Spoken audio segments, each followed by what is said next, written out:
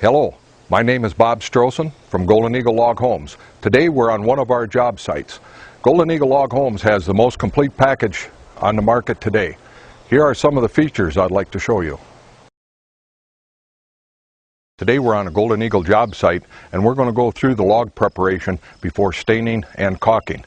If you notice, some of these logs, some of them are white, some of them have turned a little bit yellow, some of them have dirt on it, and we're going to go through the process of cleaning that up today.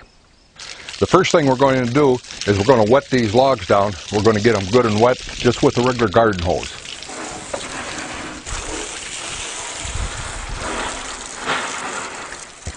Once the logs are all wetted down, what we're going to do is just take a regular garden sprayer, and what I have done, I have mixed 1 part bleach to 4 parts of water. We're going to lightly spray this on the logs and make sure that that stays wet for about 20 minutes. We let this sit now for about 20 minutes, and because it's very hot out here today and the sun is shining on it, we had to re-wet it a couple times. That's one of the big secrets of bleaching the log, is not to let that bleach dry. Now what we're going to do is we're going to power wash this down. Now with a power washer, we only want to use about 500 pounds per square inch. Most power washers today are up about 2,000. So the thing you have to do there is keep the nozzle back maybe 4 or 5 feet from the log. You don't want to fuzz the log up, so keep your nozzle back. It does not take a lot of pressure to clean this log off. Power washing it is no big job. Works very good to clean those logs up. Just make sure that you get all the bleach off. You can also run around the windows in case you got any of that bleach mixture on the windows and also on the soffit. What we're going to do now is let this dry for about good 3 days, and then we're going to come back and we're going to stain and caulk it. As you can see, the logs are starting to dry. They're turning nice and white from the bleaching and the power washing. We do that for twofold. One, to make sure that the logs get cleaned. The second reason is to make sure that we open up the pores. Again, through the milling process, the pores are being closed.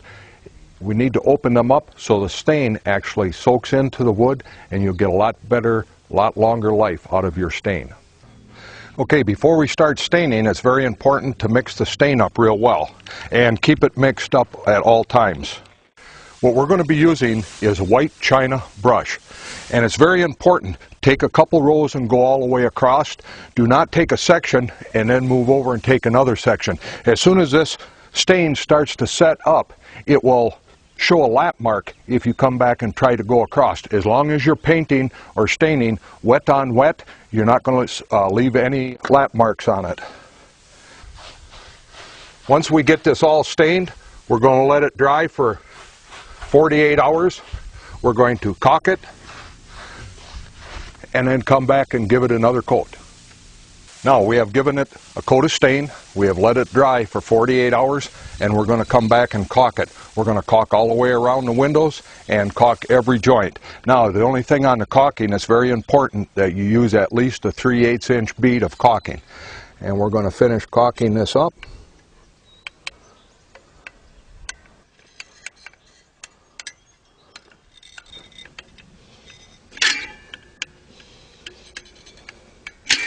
Now if you get a place like right here where the caulking has missed, you can come back and just very carefully fill it in just like that.